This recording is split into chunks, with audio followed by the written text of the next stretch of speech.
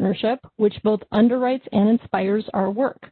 Attendees from this webinar are from the OCLC-RLP, and we want to thank you for your continued support and input into our work, which are both crucial to our success. So I am thrilled to welcome today's presenter, but first I want to turn things over to my colleague, Chayla Weber, who is going to say a few words and kick things off for us. Good morning, everyone, or good morning from the West Coast of the United States. I'm Chayla Scott Weber. I'm a senior program officer here with the Research Library Partnership, where I focus on work in archives and special collections.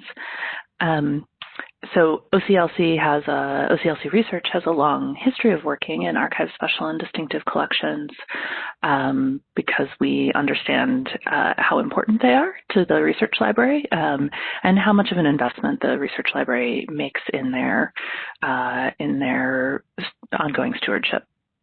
So one of our more recent works in this area was the Research and Learning Agenda for Archives, Special and Distinctive Collections and Research Libraries, which was really an engagement with the community to hear about what the most pressing sort of challenges and work are for you right now.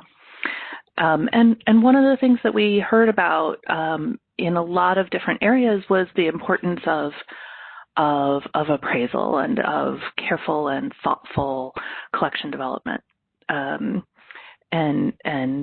thinking about carefully about how we build our collections. So I was really excited when Sonia reached out about presenting this work because I think it is just one example of thoughtful approach to collection development, and it spans not just archives and special collections, but other types of library work and other types of collections as well. So, so I'm thrilled that Sonia's here today. I'm thrilled that you're all here today. And so I'm going to get out of the way and hand things over to Sonia. Thanks so much for being here. Great. And I am just going to take a second to take back control and juggle the presentations just a little bit. And then turn things over to Sonia. Okay, Sonia, you're all set. Good morning. Welcome, everyone. Let me get my panels all set up here. And we're good to go. Artist books, ranging from wordless book-like objects to handmade codices, stand at the crossroad of sculpture and the book form. Distinct from books about art, and looking at the chat, I can see most of you are familiar with them, but some of you are not. They are notoriously difficult to define. The curse of artist books, an author has said, is that once you learn what they are, you will spend your life explaining them to others. This is true whether you're describing a collection to a class, doing appraisal work, writing a collection development policy. So today I'm going to suggest an ontology as a visual tool that can be used to explain the genre, to map general collecting practices throughout the profession, and to document a specific university's practices. I'll show some variations of it, show how flexible it can be, and then I'm going to demonstrate how the same technique can be used for other amorphous collecting areas in your library.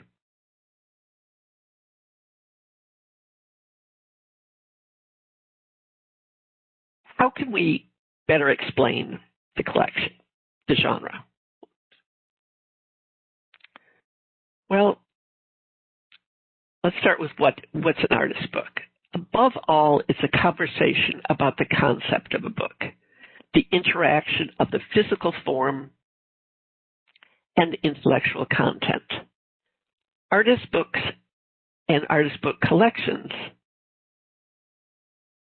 my cursor's going crazy here. Sorry, let me get back. Use a cacophony of names, definitions, characteristics, and hierarchies for the genre. A review of collections in the UK in 1993 lists 25 distinct definitions for artist books. They range from simple agency-based, if an artist made it, it's an artist book, to complicated, faceted subsets, and they often contradict each other. Bookworks or book arts, for instance, may be seen as a subset or distinct from artist books. Cleve-Philpott sees a distinction between artist books, meaning books and booklets authored by artists, and book works, meaning artworks in book form. He describes some artist books as having low cover prices and large editions. The Modern Art Museum inverts that definition. Bookworks is a current term that refers to mass-produced, inexpensive books conceived and designed entirely by artists and printed in a range of media, e.g. offset lithography, photocopy, mimeograph.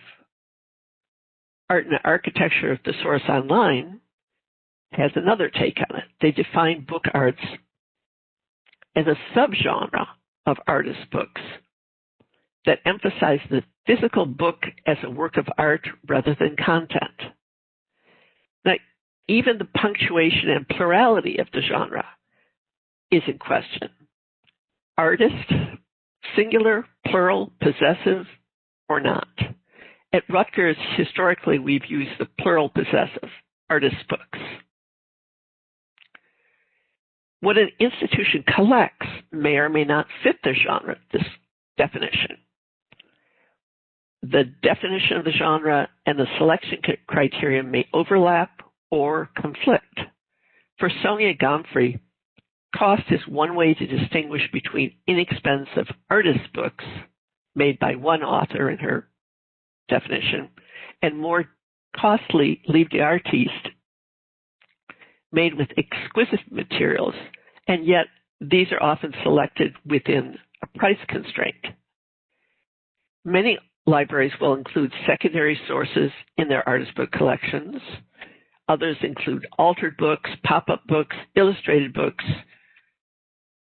but don't define artist books as including those. So what's another way to explain this whole mishigas, all of this? With no agreement on name, definition, characteristics, or selection criteria, adding another narrative description of the whole universe of artist books is unlikely to add clarity.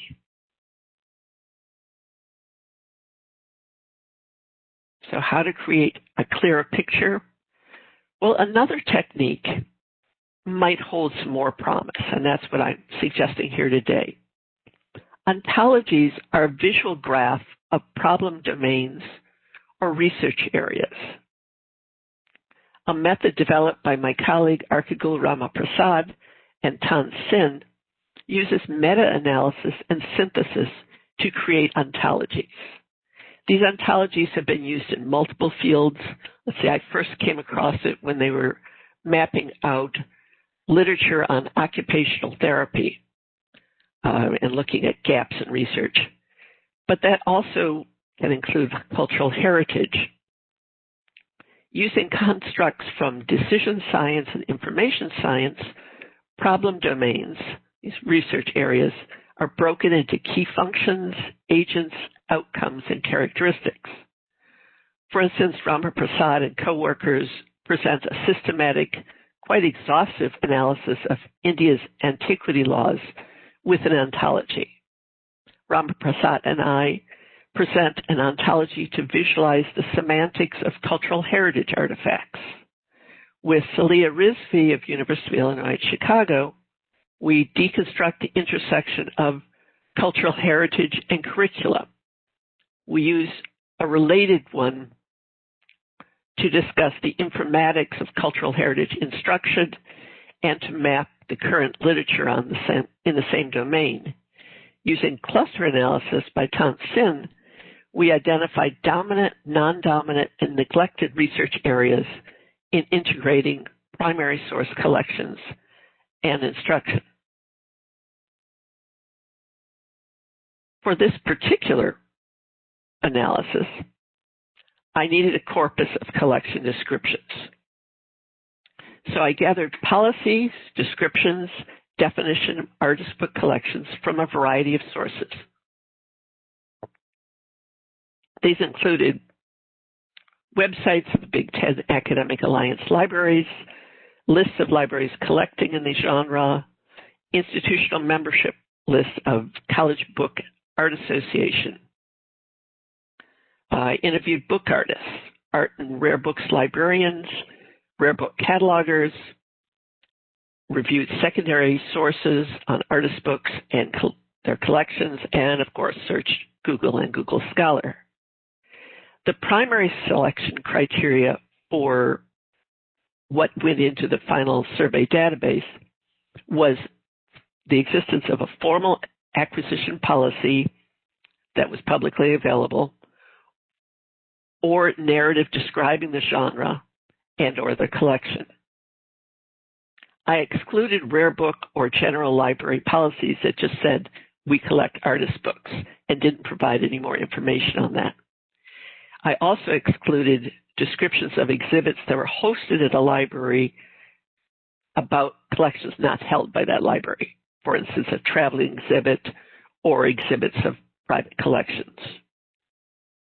In the end, there were 109 collection descriptions. Now, only about a dozen of these were formal collection development policies. It came down to 92 U.S. repositories and 17 from the UK. Most of these were connected with a university or college.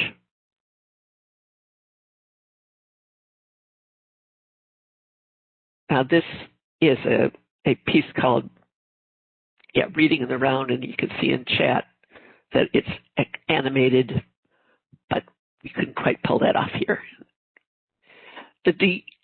So using this data, I deconstructed the narratives into the elements I talked about before. Library functions, book characteristics, nomenclature, collecting criteria to create an ontology. The terms that I used in the ontology are intended to be accessible and understandable to a range of audience, from cultural heritage professionals in museums and libraries and archives to students. It's important to note that this is one of several possible ontologies to describe the collect for the genre. There'll be others, and later I'll be discussing some modifications of it.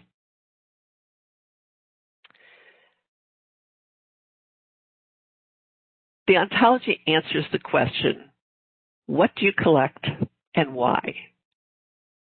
It provides a structured natural English framework composed of columns or dimensions. Concatenating an element or the phrases on each row from each dimension with connecting words makes a natural English sentence. Each sentence describes a possible pathway for artist book ontologies.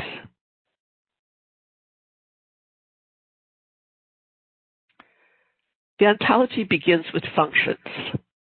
Libraries purchase and receive artist books. Some also create them, whether it's as student projects or as the work of individual librarians. I happen to be one of those. That is to say, a librarian who's also a book artist.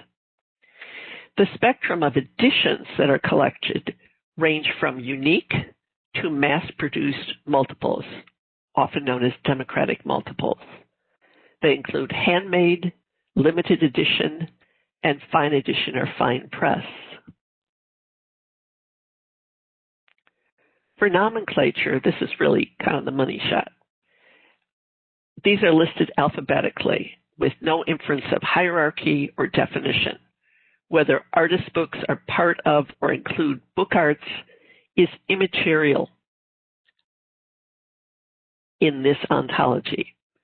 My initial list was longer and included, for instance, movable books or wordless books.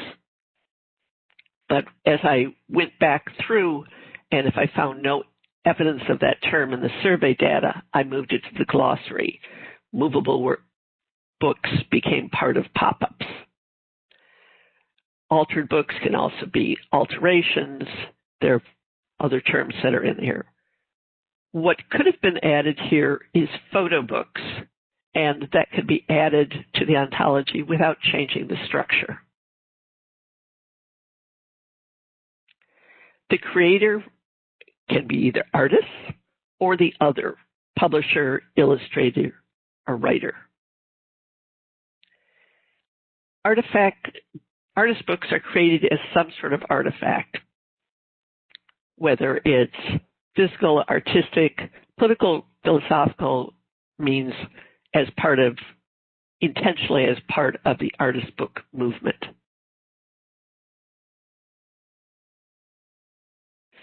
The selection criteria could be based on the characteristics of the artist or press, or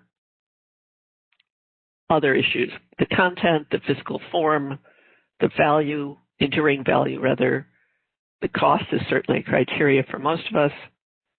The creation date, people select from certain eras.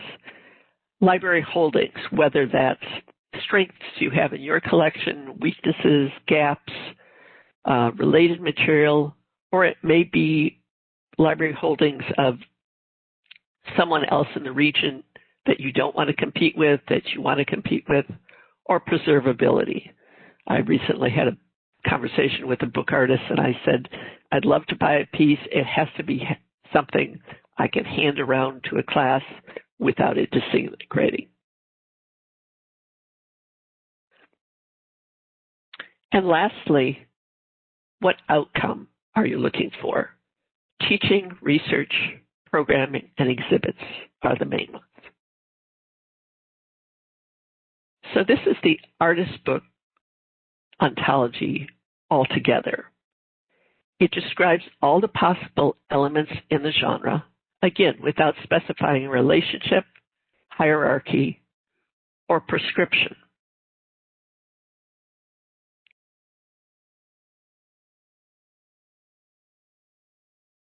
Putting it all together, you can create sentences.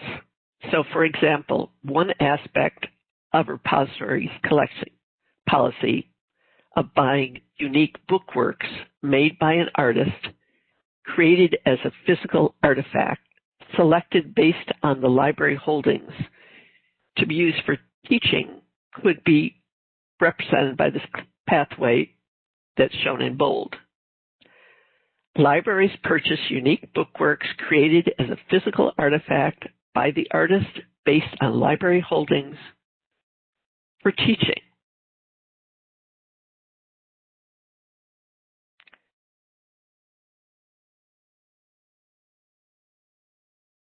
So where does that get us? It gives us a tool to do a variety of things with. It can be used to describe an institution's current policy, their practice at a certain moment in time, or to compare different institutions' policies. This, for instance, is a summary of Rutgers artist book policy, acquisition policy. And we can use this as a standalone visual summary at the beginning of a full-blown collection development policy. We can use it as shorthand.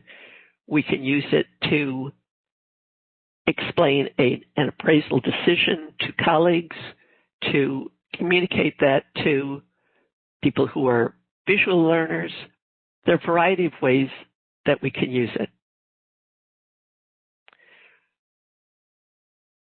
We can also use the same framework to map the literature. The 109 repositories I surveyed are shown here mapped to understand where all of them are at on each of these. And I will go through this with more detail. Ranked in order of frequency, keeping in mind that one element is possible in each dimension.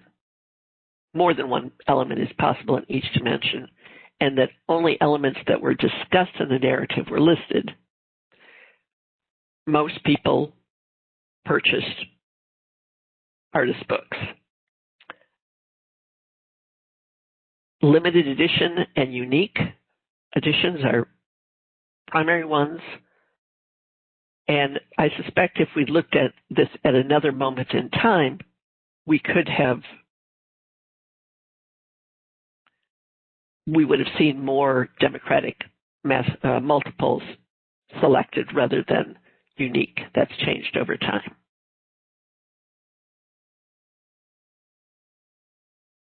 In terms of nomenclature, almost half of people referred to their collections as artist books, followed by book arts, going way down to people that included book sculptures or altered books in their collections. Now, these frequencies correspond to the occurrence of the terms or their synonyms in the descriptions without regard to how they're defined or the hierarchy described to them, assigned to them. So they might have said in the description, artist books are part of book arts, or they might have said, artist books have nothing to do with pop-up books, but we collect pop-up books in any case.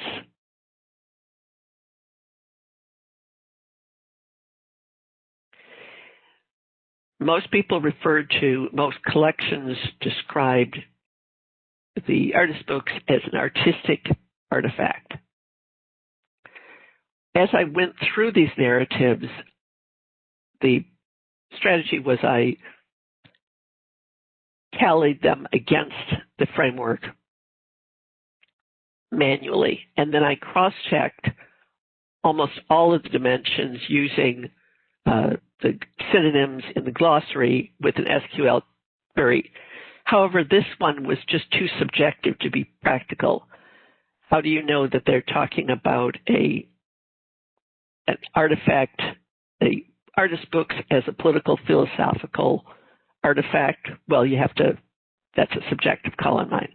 But for the other ones, I cross-checked all of them using glossary, so I'm comfortable with those. And these are conceptual things, so you can't just say, we have to go by the literal words. It requires some judgment calls. Most books, most collections, as I say, emphasize that the book is an artistic or conceptual artifact. Most highlighted the role of artists in creating artist books, not surprisingly. Fewer mentioned publishers or illustrators as creators. And in fact, those roles were mostly unmentioned in collection narratives, even the fact that artists, if you're only going to mention artists, they are in fact publishing, illustrating, and writing at the same time, but that wasn't discussed. The criteria.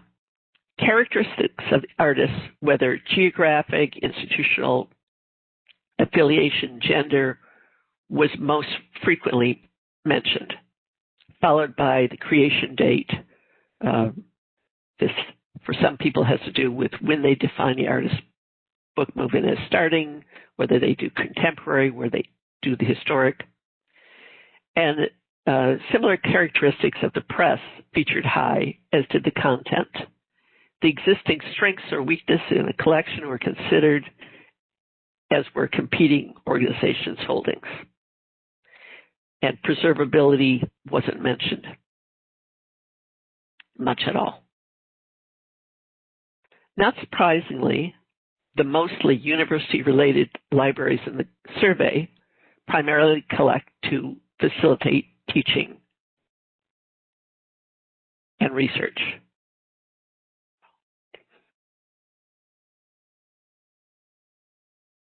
My computer just freaked, sorry.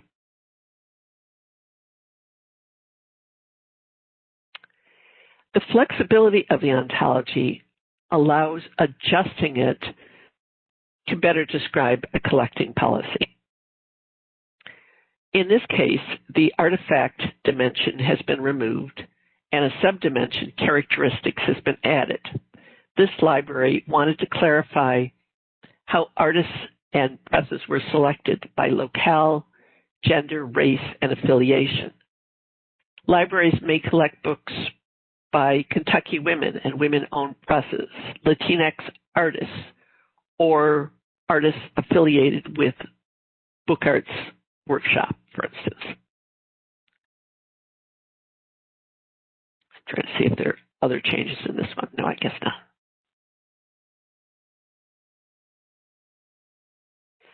Now, artist books are not the only unstructured or broadly defined genre that a library collects. History of medicine, Eastern European studies, protest literature, or university archives all could adapt the ontology to help communicate their collecting policies.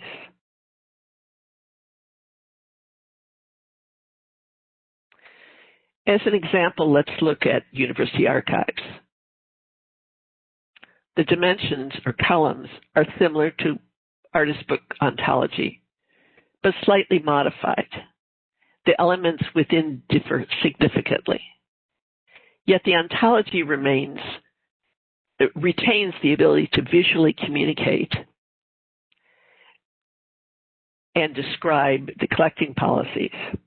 This one illustrates Rutgers practices, but it could be expanded to describe the universe, that is, what other choices there are out there. So let's look at this in more detail. At Rutgers, University Archives receives and assembles collections, but we never purchase, in a variety of formats created by a specific set of creators. Like many folks, we acquire some kind of records. Many of them go to the Records Center. Photographs, catalogs, yearbooks, those are things that are created by the University Pub's office, Publications Office. We also collect secondary sources. And oddly enough, we collect secondary sources that we've assembled. And they're created by faculty, student organizations, the administration, administrative offices, and the Board of Visitors or governors, depending on which institution which level of Rutgers we're looking at.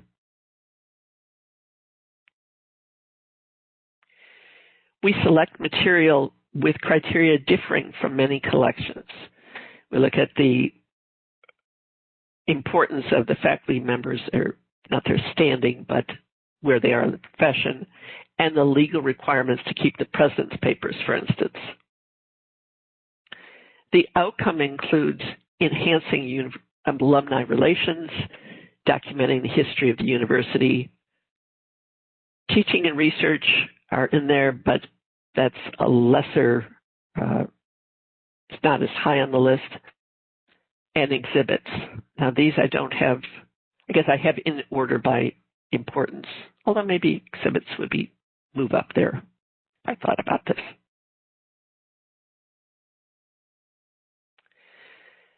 So these ontologies are flexible tools that can succinctly paint a picture of collections and collecting policies. They can be used to augment or guide narrative collection descriptions. They can be used with a variety of audiences. I've used ontologies in my work not just for talking about collecting, but for other decision-making that we do in special collections and university archives. We've used it to various institutions to look at how we prioritize digitization, what resources we use, how we prioritize exhibits, what resources we need, how we choose priorities in processing. Like artist books, ontologies can be a way to begin a conversation about collecting policies and procedures in general. So with that, I would welcome any questions. Thank you, Sonia. We have plenty of time for questions, observations, other resources. There's already been a number of lively exchanges in the chat, so welcome you to join in that. Just be sure that the option is set to everyone. Chela, you want to go ahead? Sure. Yeah. Yeah, thanks. Okay, so we did have one conversation in the chat that I'll bring back up here. Nina Schneider said, I'm surprised that exhibit isn't on the list of functions. Mark Diminution said, well, it is treated as an outcome. And Nina said, I think exhibits can be a strong motivation for purchase, which I guess is an outcome, but it can also be a function. And then Carolyn Ziegler offered, or if something would not exhibit well, it could be a reason not to buy a piece. So Sonia, I'm curious if you have sort of a reaction to this conversation and thinking about where exhibit falls in your ontology. And well, that's a great point. Let me go back to the initial one. I can get back up here, and let's think about this. So libraries exhibit unique materials. Oh, why on earth not? I guess because I was talking about collecting decisions.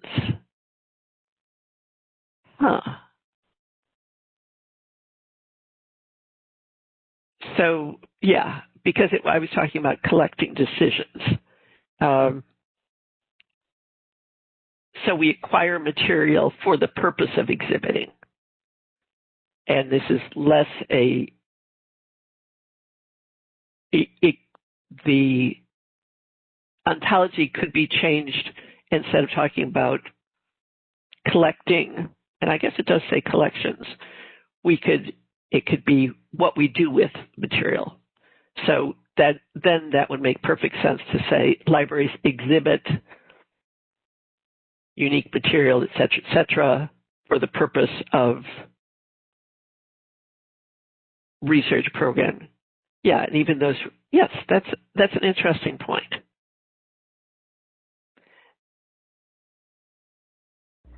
Great, and we have another question here from Russell Johnson. Would a book artist or their publisher, studio, conglomerate, or dealer be able to look at an institution's ontology and say, I fit this and should give or sell there?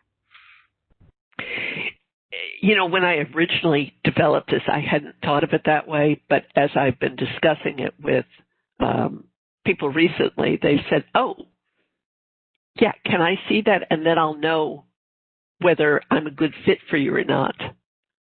I think that's a nice idea. So that they might see, oh, you don't collect Livre d'Artiste, or you don't collect pop-up books. I think that could be very handy.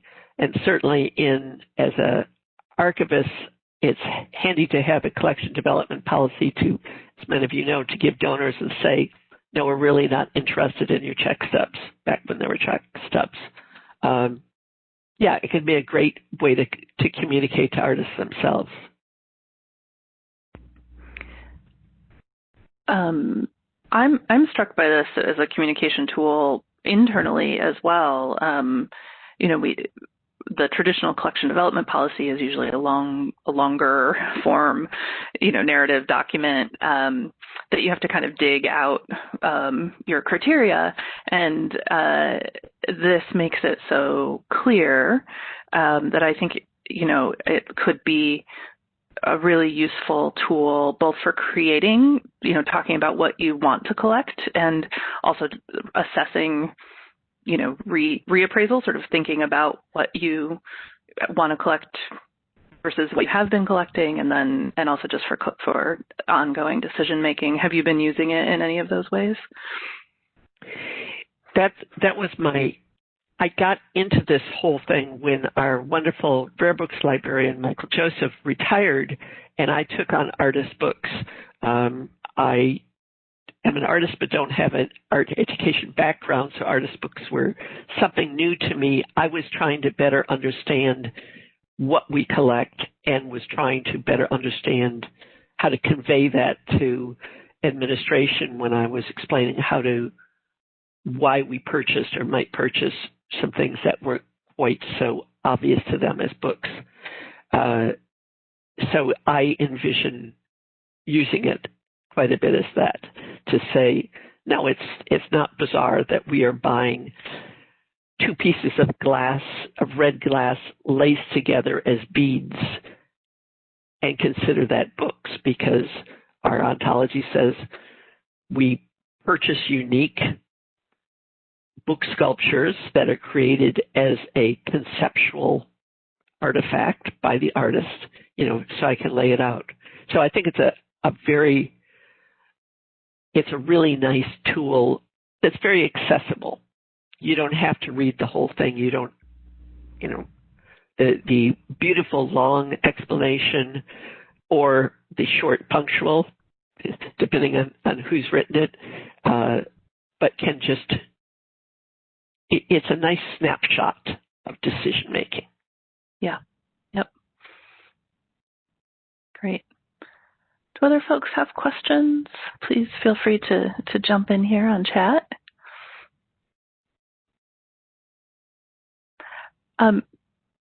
Sonia, how long have you been using the ontology, and has it changed as you've used it?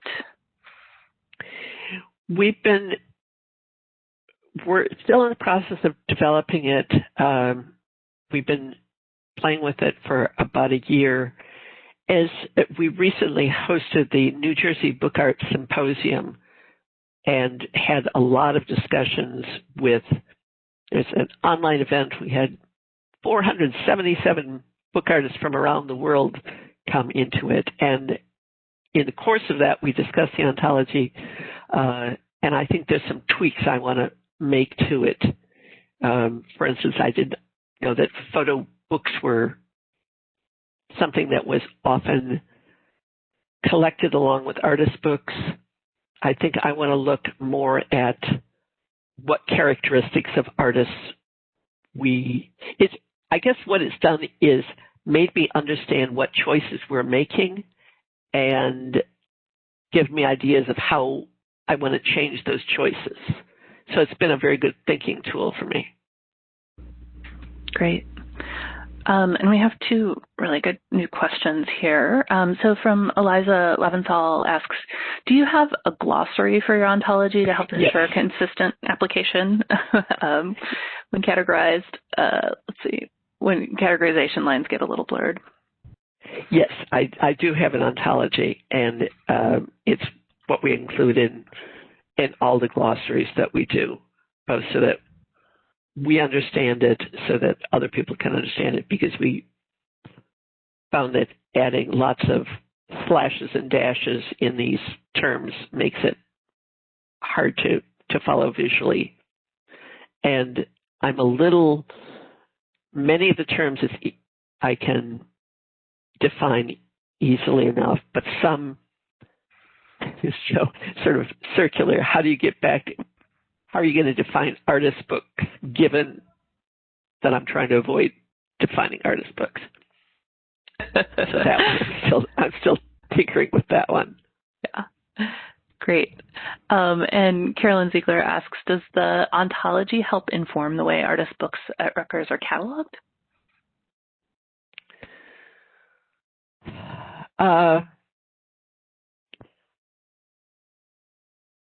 Not that I know of. We had a wonderful person who was cataloging rare books and specifically artist books, who we've had some change of duties and frankly some layoffs. So she's not doing them anymore. We haven't started, I guess I'm not sure who's doing the artist book collections. So I interviewed her in creating this. She, by the way, didn't like the word book being used at all for them. She prefers objects altogether. So no, it hasn't, but I think it's something that I'll be sharing with the new person taking on those duties. Great. And Audra Eagle-Yun asked, I could imagine using something like this internally. I'm curious to know how subject matter might appear in an ontology. Would something like East Asian appear under nomenclature? I think it would, well, subject would be under criteria content. So for instance, if you want things about Black Lives Matter, and that's certainly a reason we're choosing content right now, that would be criteria. So here's the type of edition, here's what we're calling it, here's the sort of artifact it is, and we're basing it on, among other things, the subject content. East Asian, so East Asian artist books, if that's what she's asking, would be under that. If you were doing a whole ontology on selecting East Asian books, that would be along the lines of university archives and might have a lot of different changes in the dimensions. Great, thank you. One more question here from Kate Joranson. She asks, is this ontology put to work anywhere in your online catalog or in any collection data projects? I'm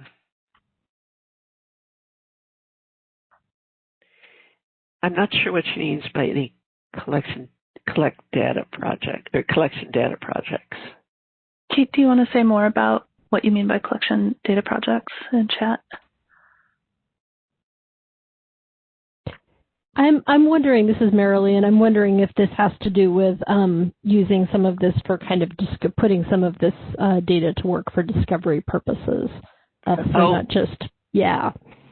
And I think I don't know, Kate, I could be misinterpreting what you're saying, but I'm also intrigued by kind of discovery purposes to be able to use this sort of have it reveal which things in the collection are produced by women Kentucky artists, for example. I think that's all a wonderful idea, because right now in our catalog, and I'm sure in many of your catalogs, if you look for artist books, you're not going to get, you can grab and not get much, even though you have many, because they might be under artist book, book arts, whatever. But if things could be tagged with this in one way, shape, or another, wouldn't that be a wonderful thing? So that you could, let's say you could have this as a catalog and you could click on, here's the ones we created. Here's the ones that were done by artists. Here's the pop-up books. That's a really great idea I really hadn't considered. And it sounds like we were on the right track with our, merely with your interpretation, Kate added, such as visualizations of the collection for discovery or for sharing data sets. That's a great idea. Yeah, I really hadn't thought of that at all. Talk about linked data. Yeah. Let's see, and we have another question from Darren Murphy. The ontologies can be very helpful in defining what we collect to our colleagues in advancement as they communicate with donors. The potential of endowed funds being assigned to a particular ontology is something we'll explore further. Very helpful. Thank you. Yeah, I think the nice thing about ontologies, and we've done this across many fields, whether it's the medical field, cultural heritage, government relations, we've done a lot of these, is that you've sort of stripped out the jargon, or as much as we can, so that's understandable. It's very accessible to people outside of the profession.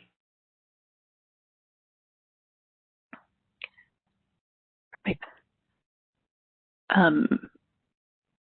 Yes, and having that kind of clarity can be really helpful in talking to advancement who are talking to potential donors, right? Like the sort of telephone game.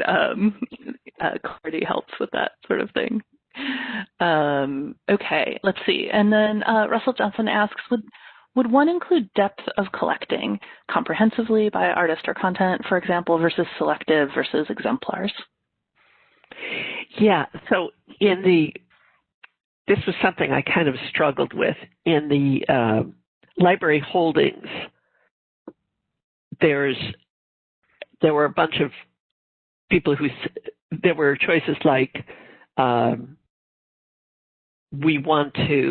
we collect in areas of strengths versus we want to fill in gaps. But there were also people that said we want a variety. And I think that was one criteria that I had at one point was having exemplars versus building up strengths. So I guess I lumped that all under holdings. But that could certainly be broken out either in a subdimension or glossary or added as another criteria. Great. And then Elizabeth Roque says, I'm super interested in the idea of documenting, preserving acquisition purpose in the metadata. Can you say more about why this data might be valuable in the future beyond just sort of analyzing present acquisition activities? I think that one way to do it is as you change it, it can be it's like the old Excel files that you could overlay several quarters of data on top of each other and see the variation. So if you have a separate rubric, to talk about here's how we're doing it now. 4 years ago, here's the rubric the ontology that described it.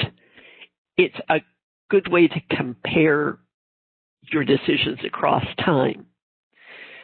I've also seen it used in digitization as a scoring mechanism so that when we're talking amongst ourselves about what should we digitize this collection, and you give 1 point for everything it hits. So if it's both, and that ontology includes things like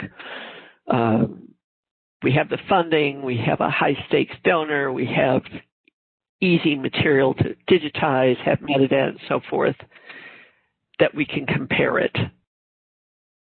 Oh, I give it 26 points, I give it 10. So let's talk about why that is. So it can be a snapshot of where you are in time. Right. Great. And Mark Diminution has a comment here, I think related to the answer to our last question. This highlights the problems with cataloging. Many of these categories fall outside of subject and genre, so we can define what we collect, but we're unable to retrieve it by category or emphasis. For example, what books by African American women do you have? Yeah, no, that's a very good point. And I just love the idea that you could tag acquisitions to this. Yeah. And Carolyn Zieler responded to Russell's earlier question about sort of the depth of collecting by saying a separate rubric for how to prioritize new acquisitions might be able to be used alongside the ontology. Right. So here's what we collect now, or here's a representation of our current collection, what our past decisions have been. Because of that, we can see the gaps in it. So for new acquisitions, here's the ontology we want to use. Yeah. And as I said, when we looked at literature, it's a way of, on other topics, it's a way of saying, oh, all the research in occupational therapy is on X. There's almost no literature on Y. If you're looking for a new research topic, you might want to consider looking in this band, not over here. Right. We're getting close to the top of the hour, so let's do a last call for questions here. Any more questions, please put them in the chat. And let me just say that I would be delighted to talk to anybody who wants assistance with this, wants more information, wants to see my right now rather ugly glossary, would like to see other ontologies. I think it's a really good game. It's a really nice, succinct way of charting out where you're at, where you've been, and where you can go in a lot of different library areas. Excellent. Okay. Well, I don't see any additional questions, so I think that's a nice place to round this up. I'll just